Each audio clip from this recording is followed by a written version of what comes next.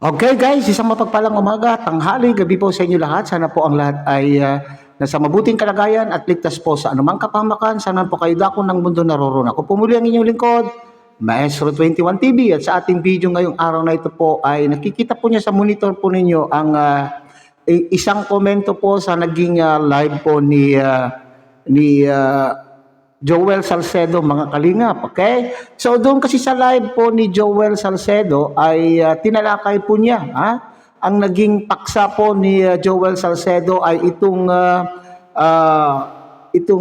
18th birthday po ni Baby Beyonce na sinasabi po niya, mga kalingap, na itong event na ito, itong ganap na ito ay pinagkakakitaan pa mismo ng founder po ng Kalingap, na walang iba po kundi itong si Kuya Bal Santos Matubang. Okay, paano pinagkakitaan po ni BSM o ni Bal Santos Matubang ang event na ito, at ito ba ay nararapat at hindi nararapat? Okay, so bunsod niyan ay maraming mga sabihin na natin, maraming mga viewers, anti-Kalingap viewers na naroon din po sa ibaba ng kanya pong live, at sila rin po ay sumasang-ayon, nikikikomento, sumasang-ayon na rin po doon po sa paksa o doon po sa idea o sa opinion na ipinapahayag po ng host sa naturang live. Okay, so yan po yung ating pag-uusapan ngayong sa ating video, mga Kalingap. Pero bago po yan, tayo muna po ay magbibigay po guys sa ama at founder po ng Kalingap, Kuya Bal Santos Matubang. At tangkilikin po natin Ate Edna Vlog, Kalingap Rob.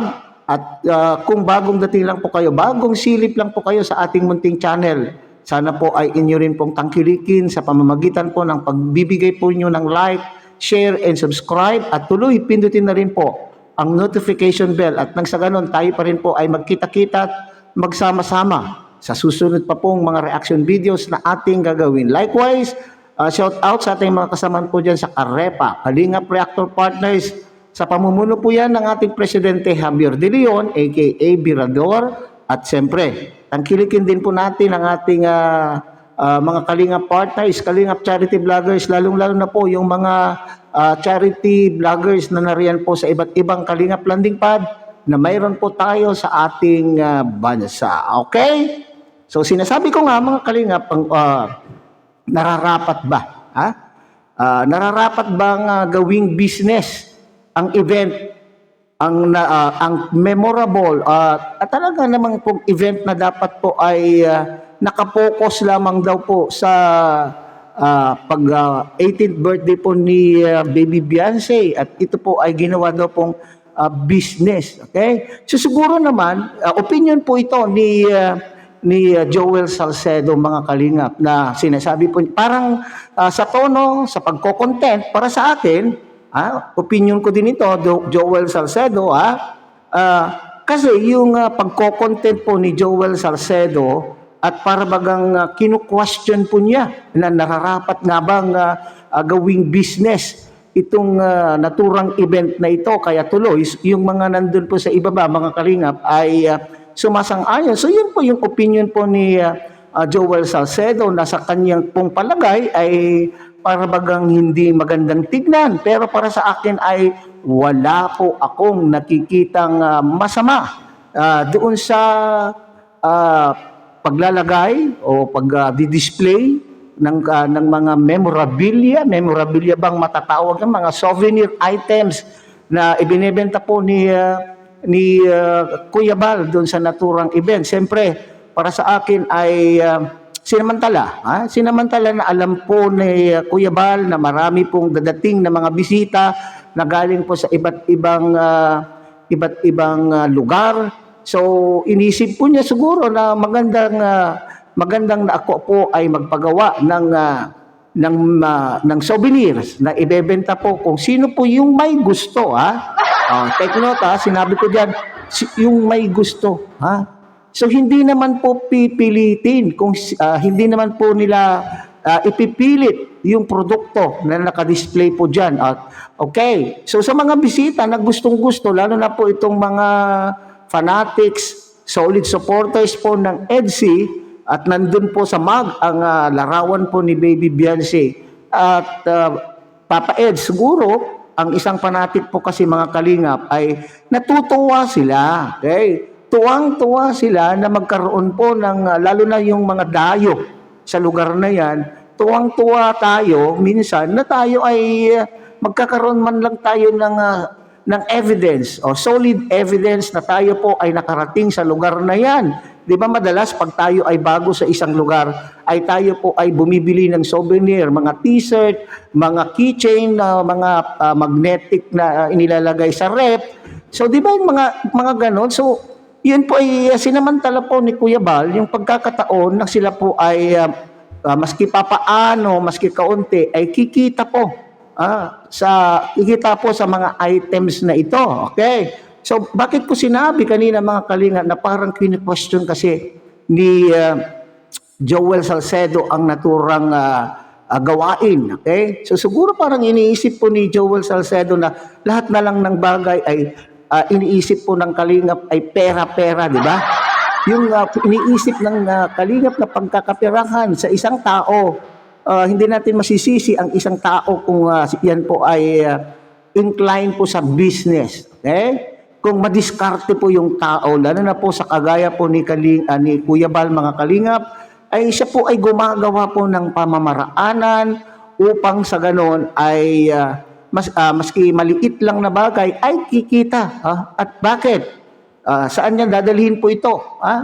Maaring ito po ay pandagdag. Okay, alam po naman natin, parating sinasabi po ni Kuya Bal na kapag nagla-live, konti na po ang views ng mga charity. So kaya nga ini-encourage po niya itong mga charity vloggers na gumawa po ng diskarte upang sila po ay kumita maski papaano at may pandagdag po sila sa kanila pong pang-ayuda sa kanila pong nai-scout. So ganun din po siguro yung nasa isipan po ni Kuya Bal.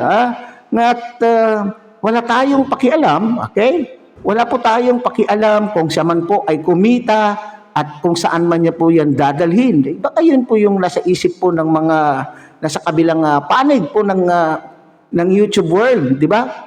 Kini-question nila bakit, siyempre, kung halimbawa man kung saan na po personal po niyang gagamitin yung kita po niya diyan sa naturang items, wala tayong, hindi natin po yan pwedeng pakialaman sapagkat siya naman po yung namuhunan. Siya naman po yung namuhunan at hindi naman niya kinuha po yung pinamuhunan po niya diyan sa mga items na yan, sa mga sponsors. Wala naman po tayong nabalitaan na kinuha po ni BSM ang kanya pong pinamuhunan diyan sa pagbili ng mga items na yan, kanya pong ibebenta. So ulitin natin mga kalingap, ako ay walang masamang tinapay para sa akin. Kaya sa event na yan na siya po ay magtitinda. Sa katotohanan, napakasimpleng example mga kalingap. Nung araw ay hindi ito ginagawa. Pero sa ngayon na po sa mga probinsya, sa aming probinsya mismo, kapag may mga burol, alam po nilang may mga burol na hindi naman dati ginagawa ito ay yung mga kapitbahay para kumita, siyempre maraming sa burol, lalo na pag last night, maraming taong bibisita o maraming taong dadayo o simpatya sa namatayan. At may naglalaro po dyan, magdamagan ng braha. So kailangan po nila ng pampalakas para sa puyat. So ang ginagawa po ng mga kapitbahay na mayroon pampuhunan ay bumibili ng balot at siyang ibinebenta po sa mga naglalamay. At bukod doon, mayroon na rin pong bentang sigarilyo. Dati naman po ay hindi ginagawa. At meron din, ganyan din po ang ginagawa po sa mga kasalan.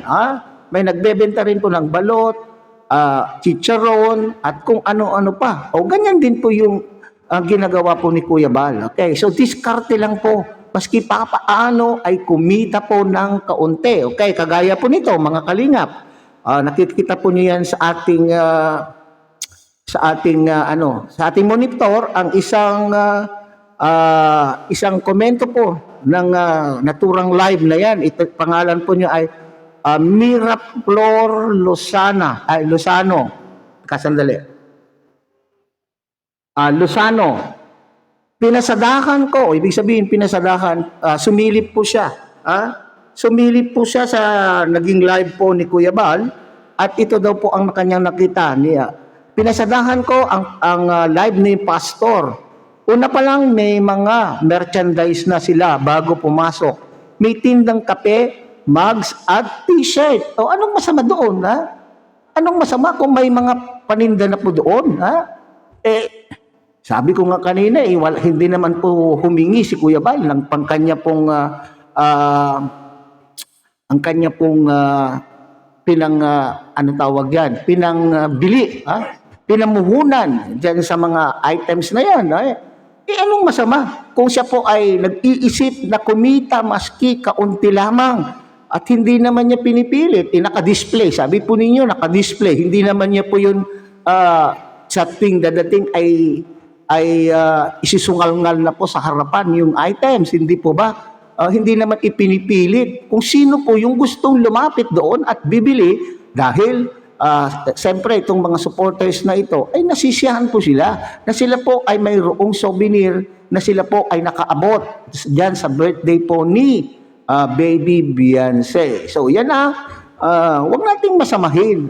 Kasi nga yung pagko-content para sa akin na Joel Salcedo ay yung pagko-content mo tungkol sa bagay na ito ay para bagang pagpuna. Alam ko naman na siyempre kalaban mo ang kalingap, di siyempre gagawa ka ng paraan na upang masilip kung ano man po yung ginagawa. Pero itong bagay na ito ay hindi na kaano-ano na sitwasyon, hindi kasilip-silip na sitwasyon, mga kalingap.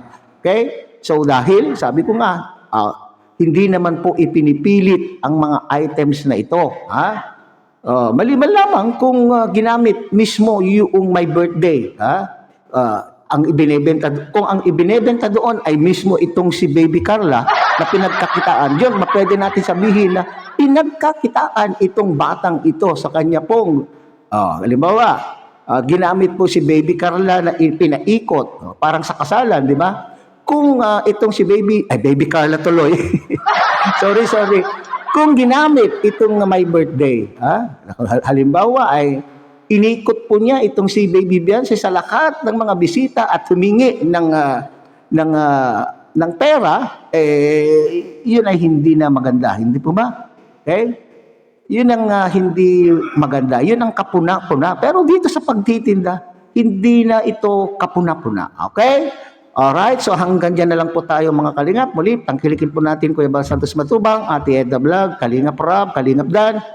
At siyempre, kung bagong muli, pinapakiusapan po kayo na inyo rin pong sanang tangkilikin ang munting channel nito sa pamamagitan po ng pagbibigay niyo po ng like, share, and subscribe. At tuloy, pindutin na rin po ang notification bell at nang sa ganun tayo pa rin po ay magkita-kita at magsama-sama sa susunod pa pong mga reaction videos na ating gagawin. Muli isang mapagpalang umaga, tanghali, gabi po sa inyo lahat. Mabuhay po kayo at God bless everyone.